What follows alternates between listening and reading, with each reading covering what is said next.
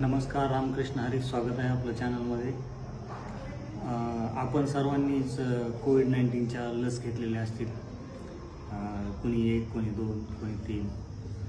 तर कोविड लसीमुळे आपल्या शरीरावर काय साईड इफेक्ट झालेले आहे. या लसीमुळं हृदयरोग आणि मानसिक विकारात वाढ झाली.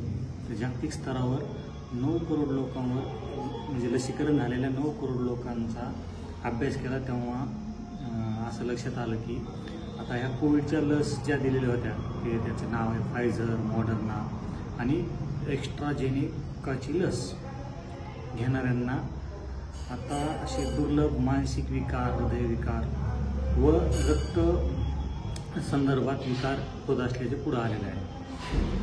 तर जागतिक आरोग्य संघटनेच्या ग्लोबल व्हॅक्सिन डेटा नेटवर्कने या संदर्भात अभ्यास केल्यानंतर त्यांना संबंधितांमध्ये 13 विभिन्न तपासणी स्थितीची शंका वाढत असल्याचे म्हटले.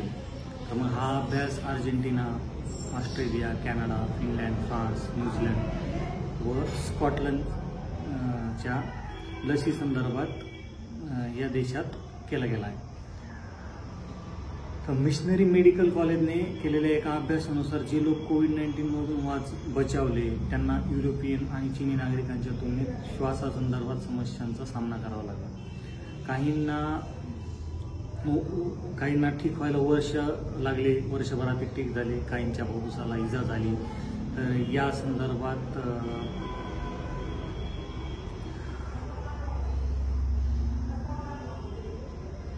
भारतात अभ्यास करण्यात आला. तर 9 कोटी लोकांवर अभ्यास करण्यात आला. त्यातून 13 साईड इफेक्ट समोर आले. तज्ज्ञांचं असं म्हणणं आहे की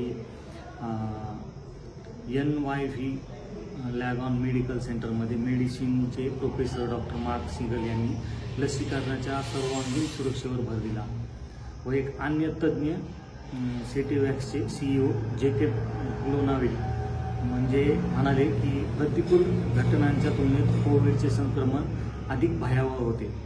मग कोविडवर जो अभ्यास करण्यात आला त्यातील काही निष्कर्ष पुढे आले.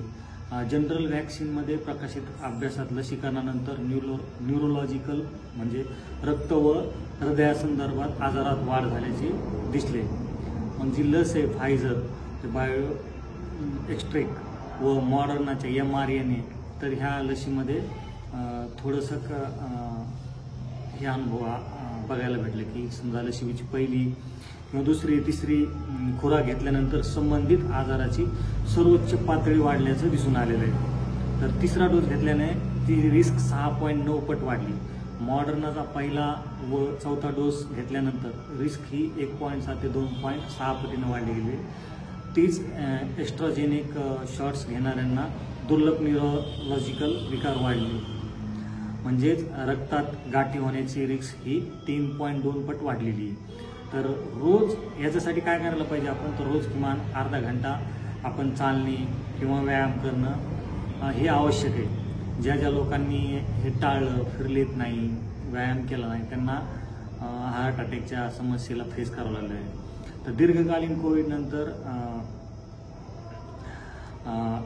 सांध्यामध्ये सूज येणं किंवा वेदना हेही एक महत्त्वाचे लक्षण अनेक रुग्णांमध्ये जाणवत आहे.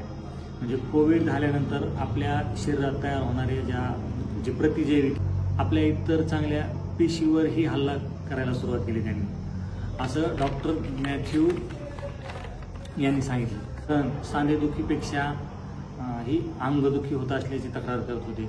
कोविडवर उपचार करताना स्टेरॉइडचा अधिक वापर झाल्याचंही दिसून आलं. त्यामुळे असा त्रास होऊ शकतो.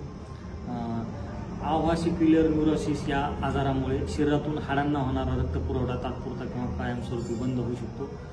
मग त्यामुळं प्रत्येक व्यक्तीसाठी रोज किमान अर्धा तास चालणं हे अत्यंत आवश्यक आहे. ज्यांनी लस घेतल्या होत्या त्या काहींना अटॅक येऊनही गेले. अटॅक आल्यानंतर त्यांनी स्वतःची काळजी घ्यायला सुरुवात केली, आहारात बदल केला, मग स्वतःच्या आरोग्याकडे लक्ष द्यायला सुरुवात केली. तर इथून पुढेही असे भरपूर आजार येऊ शकतात, येतीलही. त्यावेळेस आपण आपली स्वतःची काळजी घेणं खूप महत्त्वाचं आहे.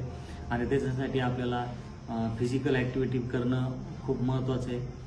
सोबतच आपला आहार पण असा पाहिजे की जेणेकरून आपल्याला व्हिटॅमिन्स, मिनरल्स, फायबर, प्रोटीन्स हे सगळं आपल्या आहारातून भेटत जाईल आणि त्यामुळं आपल्या शरीराची रोजची जी गरज आहे ती पूर्ण होईल. त्यामुळं आपलं शरीर रोगप्रतिकार शक्ती शरीराची वाढेल आणि रोगांना बळी पडणार नाही. तुम्हाला जर फिजिकल ॲक्टिव्हिटीसाठी एकट्याला करायला कंटाळा येत असेल तर आपल्याकडे आपण मॉर्निंगला रोज झूम वर्कआउट घेत असतो ऑनलाईन, जे की तुम्ही घरी बसूनच करू शकतात आणि संपूर्णपणे फ्री आहे. 1 तासाचा मॉर्निंग वर्कआउटला तुम्ही जॉईन करू शकता. तुम्हाला जर लिंक हवी असल्यास मला कमेंट करा, मी तुम्हाला लिंक प्रोव्हाइड करून देईन. आणि अपेक्षा करतो की तुम्ही तुमच्या शरीराची चांगली काळजी घ्याल आणि हे येणाऱ्या काळात जे असे कोविडसारखे जे काही रोग असतील त्यांना तुम्ही असंच सहज फेस कराल.